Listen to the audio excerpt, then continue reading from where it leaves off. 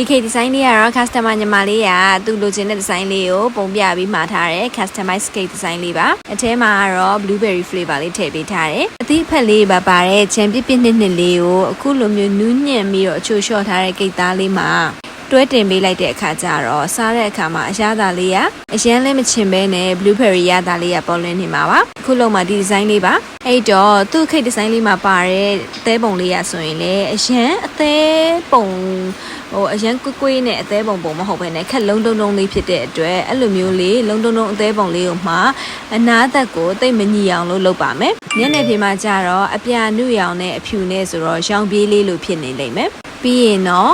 ဒီဖေးတွေကိုတော့ညှိရမှာပေါ့နော်ဖေးတွေကိုညှိပြီးတော့မှအပေါ်မှာကျတော့အဲ့အနားမညီရလေးကိုဒီဇိုင်းအနေနဲ့ခြံထားခဲ့မယ်ပြီးရင်တော့အာကာသပုံလေးတွေစပြီးတော့အာကာသဂျိုပုံလေးတွေဖြစ်အောင်လို့ကျယ်လေးတွေဆွဲပါမယ်ကိုရိုင်းကဝေးရောက်နေတဲ့ချမ်းမြို့ရောက်နေတဲ့ overseas ကိုရောက်နေတဲ့ရန်ကုန်မှာရှိတဲ့ကိုချစ်ရတဲ့သူတွေအတွက်ကိလက်ဆောင်လေးတွေမှာခြင်းနဲ့မိသားစုဝင်တွေအတွက်ပဲဖြစ်ဖြစ်ချစ်သူတွေတငယ်ချင်းတွေအတွက်ပဲဖြစ်ဖြစ်ကိလက်ဆောင်လေးတွေမှာပေးခြင်းနဲ့ပန်းစည်းလေးတွေမှာခြင်းနဲ့ဆိုရင်